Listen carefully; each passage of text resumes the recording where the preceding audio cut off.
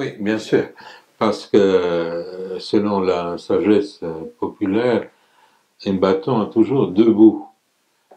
Si on tombe trop du côté de la féminité, on va détruire le monde. Si on tombe trop du côté de la masculinité, on va détruire le monde.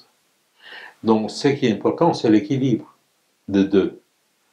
C'est-à-dire en même temps, le désir des connaissances, la structuration, l'organisation de la pensée, la science, la technologie, ce qu'on appelle l'effectivité, c'est-à-dire que les choses soient effectives dans ce monde.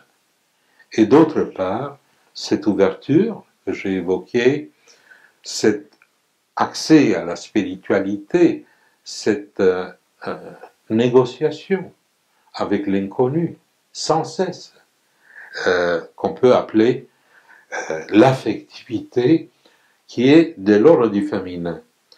Donc, il faut les deux. C'est absolument clair pour moi. Et ce que je crois, c'est aussi un danger aujourd'hui, c'est l'effet qu'au nom de certains idéaux tout à fait honorables, liberté, égalité, fraternité, etc., on cherche trop le même, c'est-à-dire le même dans l'autre. Et on ne veut pas qu'un couple, par exemple, parce que vous avez évoqué l'idée du couple, ce qui est important, c'est justement les contradictoires. C'est-à-dire, ce qui est important, c'est la complémentarité. Cette complémentarité entre deux pôles qui peuvent bâtir un tiers, qui est de l'ordre spirituel. Donc, effectivement, dans cette recherche du même, je ne vais pas faire un discours, ça sera idiot, contre l'homosexualité ou des choses comme ça. Mais l'effet que l'homosexualité se répand beaucoup, aujourd'hui, ça doit nous poser question. Au-delà de la liberté individuelle, qui doit être respectée absolument. Ça, il n'est pas question sur ça. Et là, les parallèles historiques, c'est absolument clair. Avec la Grèce, par exemple, quand la chute d'un empire peut venir par cette quête du même. Quand l'homme cherche l'homme, la femme cherche la femme, on dissout les différences. Oh, les différences sont précieuses.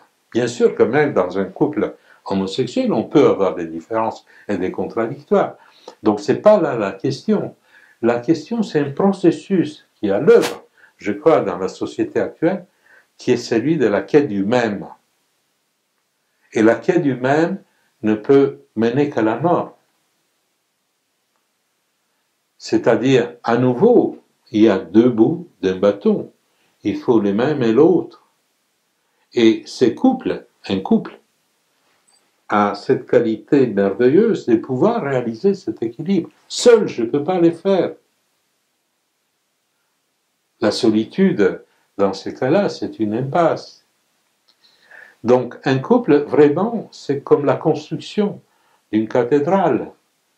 C'est-à-dire, c'est quelque chose qui s'élève au nom d'un tiers, qui peut bâtir une dimension spirituelle, tout d'abord spirituelle, pour pouvoir progresser dans cette vie, faire face à la vie, faire face à ce monde très compliqué.